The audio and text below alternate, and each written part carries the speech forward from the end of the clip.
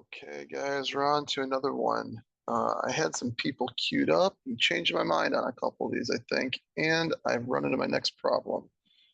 And I'm not sure what the solution is to this one either. You have to kind of, I don't know, map something out, figure something out. So here's our first board here. We're in the 13th round. Again, we're kind of in the back half of some of these drafts now. I have Darnell Mooney queued up. I was thinking I had him queued up, I think, because out of the wide receivers that were here, he had a chance to play the season and maybe the safest type of play out of some of these wide receivers that were available. Let's see, we got available based on ADP. There we go. That's what we got available. And Atlanta does, correlate or bring back with my Washington in the end there. I think that's about it, probably. Yeah. I think I should be doing something different though with this pick. I'm gonna go all the way down here to Pearsall. I think I'm gonna take this pick here in Pearsall. I was commenting on this one how I have my Detroit stack. It's a nice one. Amon-Ra, Sam Laporta, Jared Goff. Right, that's a nice stack right there. And I got no one from San Francisco yet. And so I feel like I need to make a bet on someone in San Francisco. And if I don't take him here, I'm not going to get him probably. You can see here there are 1, 2, 3, 4, 5, 6 wide receivers in between based on ADP. And if you look at the board here, if I take a wide receiver that's before him, because I'm taking a wide receiver here no matter what, I think. I don't think there's anything else. So that means there's 5 if I take one. And he's got to take at least, let's see here.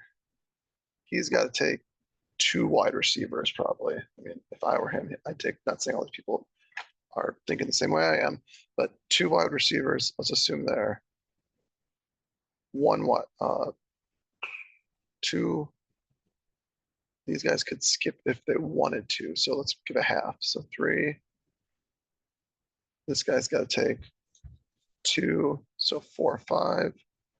This guy's got to take 2, 6, 7, 2, 7, 8, right? Like, even if these aren't all 2s, we're getting up into, this guy takes near 0. That's still 7 or 8 wide receivers probably. I think that's a good estimate. 1, 2, 3, 4, 5, 6, 7. So basically everyone takes 1 wide receiver, either with their first pick or their second pick. And that, might mean that someone doesn't take any and someone takes 2. I think that's totally reasonable here. And with how many players are left between here and, I go back to wide receiver. How many players are left? I don't think I'm getting Pearsall based on ADP on the way back around. And I mean, there's a chance his ADP is essentially at that spot, but I don't think I'm going to get it based on how this draft goes. My prediction is that a bunch of wide receivers go off the board, a bunch of, or a sprinkling of QB, tight end, and very few running backs go off the board. Maybe 1 or 2 or something like that. So I think it's better if I take the wide receiver that I like for this build, then I'll have somewhere on here. I'm going to try to get, I think, Eli Mitchell as well, just to build out the San Francisco Detroit thing in a different, unique way. We'll figure it out. We're not going to reach too far. I don't think we're reaching too far here for this one. I don't think there's any wide receiver here where you're like, oh, you got to have this player.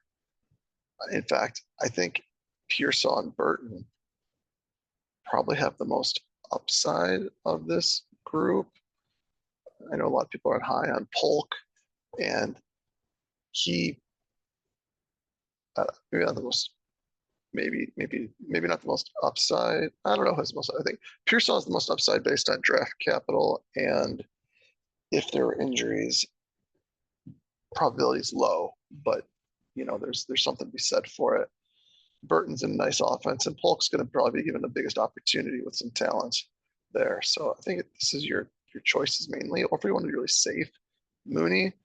I don't think I need to be too safe with what I got here. I'm going to shoot for the upside here with Pearsall. This is the one where all the money's going to first place. So let's shoot for first place here, right? We're going Pearsall. Okay, next one. Here's another one where I think we're changing our mind. I had Xavier Worthy queued up here, but the reason why I had him queued up was just because I have 4 wide receivers now. Might as well take the one that I have ranked the highest. He's not going to come back to me on the way back around, and there's nothing else that I like more. But I think I'm going to end up really struggling to make a stack with all of this. My best 2 stack options are probably Mike Evans and Deontay Johnson, and they're both have the same buy, which means I'm going to be struggling to find a second quarterback or like a third. I'll have to get a third quarterback unstacked or something like that. They're both so late that if I build my team right, I could even take both of them, and it'd be nice if I had a third quarterback. There's an outside chance if I wanted to get another San Francisco thing going, but I don't know if I just want to correlate Christian McCaffrey and why can't I have a hard time with the names, man? And Brock Purdy. I don't know if I want to just correlate those two. I could. I can also maybe take Jaden Daniels unstacked, or I'm thinking this might be the right time to take Lad McConkey and then try to get him paired up with Herbert. And that's an option that would work based on how everything plays out. I'm at the turn, right? And the turn, you hit the 120. And so I'm right there in the sweet spot to grab Herbert. And I need running backs. They got late running backs as well. So that's nice. And then I can fill out these late round wide receivers with maybe the Tampa Bay guy or some Carolina guys or whatever. And then I definitely have to get some running backs. And the nice thing about this is if I do fill it this way, it does solve one of the problems that we've identified a little bit.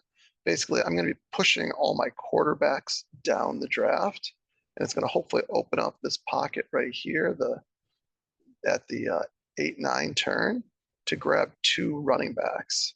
Watch, they won't come in this time, but to grab 2 running backs right here. And that way I'll have my anchor and Christian McCaffrey. And ideally, I come away with like Brooks and Warren would be the ideal, or Brooks and Zach Moss or something like that. Or Brooks and Mostert if he fell that far. He usually doesn't, but he could. Something like that. Those would be all great. Some kind of combination of those players would be great to build out 3 running backs and feel really, really good about it. And then I just start pairing quarterbacks when it makes sense with Lad McConkey, and then maybe even with, again, Mike Evans and Deontay Johnson. And that'd be a fun team right there. And it would be similar to a team that I posted a while back. It was when I first did my first tournament one, where I had 3 stacks. And one of those stacks was the Carolina stack with the QB, and I had bring back to Tampa Bay in that one too. So this one might look similar. I didn't have Deontay Johnson in that one though, and I had more of the Tampa Bay offense. This is one where maybe I can get the Tampa Bay tight end somewhere in there too. No, I can't. Oh darn, another 11 week. So no, didn't plan that out all the way. A lesson learned maybe with this Trey McBride thing. It's nice. If I have, which I've seen this a little bit, not often, but if Kyler Murray somehow makes it back to me all the way at the 96, I'll feel really good about that. I'll miss out on a running back, but I'll have a really nice ADP value at QB, and that'll make it all worth it with these McBride pick. But we're going to go and open up a stack here. I don't think I'm losing a lot. There's unknowns in both of these players. inject based on ADP. Lad's going earlier. Maybe that's why. We're gonna go Lad McConkey here, or maybe that's why Herbert goes where he goes, because where Lad McConkey usually gets drafted. Who knows? Am I taking him basically at ADP? Yeah, basically at ADP, I'm taking him. Yeah, so you find that these ADPs kind of end up lining up as people try to get their stacks and everything, and sometimes people blow them up. Okay, we're going Lad McConkey on this one, and opening up our next stack. You know what's funny? Based on rank, I have DeAndre Hopkins higher. I didn't even notice that. And could we do a Will Levis stack instead and go 3 super like QBs? When does Will Levis go?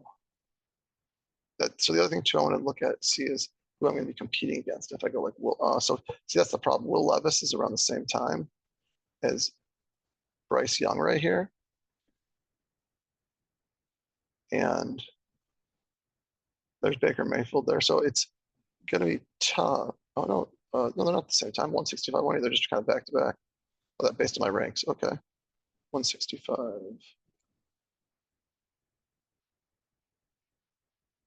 So I kind of have to be hoping that he falls to me there, and that means that whoever's got the Calvin Ridley round 14, whoever's got Calvin Ridley's got the first crack at him. So I feel like there's more risk in that one. There's no other wide receivers typically that are going for Chargers, I don't think. Where is Calvin Ridley? Probably in this. There he is. He's at the very beginning. Okay, so they'd have to take him relatively early to do that. So that means that the Tennessee stack would be in play also if I want to do that. We're not going to do that though. I got so many wide receivers that I'm going to shoot for upside with this one. I don't think DeAndre Hopkins is the upside. I think Lad McConkey is the upside, like one of these other guys. So even though he's a higher rank and I could get him, I think Lad McConkey is the higher upside in this case.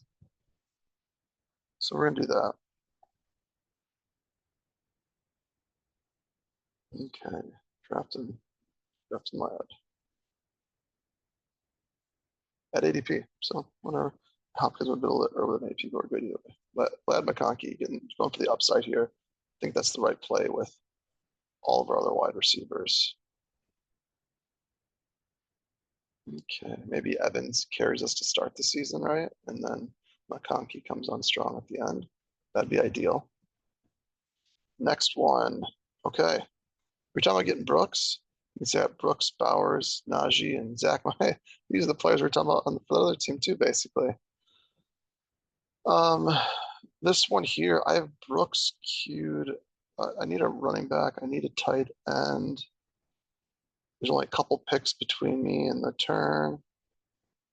We're in the 8th round, so the 8-9 turn. So all 3 teams have a tight end, which means there's a chance. And one of the teams only has 1 running back, one has 2. So that means that there's a better chance that Bowers makes it back. And on top of that, Brooks is a stack. And on top of that, if Bowers didn't make it back, maybe that means like Zach Moss makes it back or Najee Harris makes it back, which would be fine as well. Build up I have like a little mini Cincy stack going, not without the QB, of course. Again, missing out on Burrow.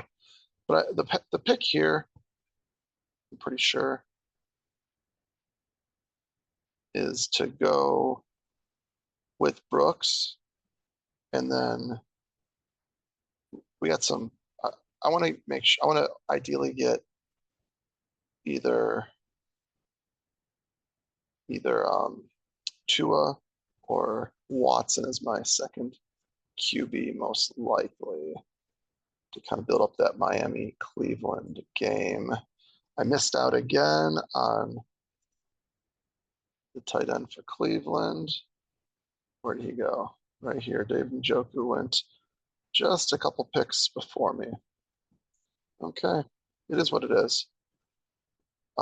Maybe better that we missed that. I like Brooks more anyways, but we do miss out on the stack. Carolina plays Tampa Bay. We don't have any Tampa Bay players. We can maybe grab one later on. Give us a reason to do a three-headed tight end. If we miss out on Bowers, we can do like a Miami, Cincy, Carolina three-headed monster tight end build, which I don't mind. I think those ones are kind of fun with some of those teams. Okay, we're going to go Brooks, and I don't even mind it if Bowers doesn't make it back. In some ways, I might actually appreciate that. That being said, Bowers is probably a fun click too. Going Brooks, I think it's the right pick. Boom. Last one. We have no one queued up on this one. Let's see, we're at the 9th round, so a lot of these drafts are like that 8-9 type of thing. This is the beginning of close to the beginning of the 8th round. Well, 5th pick of the 8th round. Burrow went just before my pick. That being said, okay, I don't have any Cincy players on here, so I didn't care about that. That being said, look at that. Burrow going to the 100 pick, and I couldn't even get him at like the 90-something pick. So this one's, I built a lot of contingency into this one, and it is that stack that we were talking about. Not the stack, the bringbacks that kind of build on each other. Detroit, Chicago, Seattle. It was Chicago, Seattle, Green Bay, Minnesota, I think. Detroit, Chicago. I'm sorry, no, not Detroit. Chicago, Minnesota, Green Bay, and Seattle. And so I don't have Minnesota players on here, but I do have a Green Bay, a Seattle, a Chicago, and I'm gonna try to maybe get a Viking, like a running back, or maybe the tight end. I am doing at least a 3 tight end build here with Lamar Jackson on the team and missing out on Mark Andrews. We're going to do an Isaiah Likely team. This would be an interesting one. Isaiah Likely and Hawkinson. And then you get like, that's a lot of mid-round capital though for that. Isaiah Likely, Hawkinson, and then you get Musgrave and maybe Cole Kmet also. Maybe I just don't get Cole Kmet on this one and just leave Keenan Allen by himself, since what I think I'm going to do here on this pick actually is take Jordan Love. He's the best based on ADP here. I could take Jared Goff or Caleb Williams also, or I could wait all the way down here for Geno Smith. But Jordan Love's already passed ADP by 11 picks, and there is a lot of stacking options with Green Bay later on, more stacking options than any other teams most likely, which makes it a fun pick also. To have Watson there, maybe get Watson, Wicks, Musgrave, and then Lloyd at running back or something like that. That'd be pretty sweet. I'm not sure if I can make all those players happen, but either way, it would be nice. And if I can get a Minnesota play there, since they play Minnesota in week 17, it would be even better. They play Chicago and Seattle in 15 and 16 though, and I do have some Chicago and Seattle. Okay, we're gonna go Jordan Love on this one, and then keep an eye on who comes back to us at the 10th round, or the 10th, no, 9th round.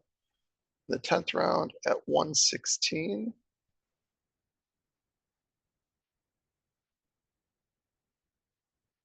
Round at 116. I can get my 3rd running back, maybe Tyler Lockett if I want to get another Seattle player. Seattle does play Chicago in week 17. Or I can get another running back. I think getting a running back probably makes the most sense here, just because maybe Lockett if he comes back to me there. But I do want to build out the Green Bay thing more than like the Seattle thing or the Chicago thing. So we'll have to look and see kind of from a timing perspective how that all works. We're gonna go love on this one and get our Green Bay stack going. Okay, that's our 4 picks for the day. See you on the next one. Peace.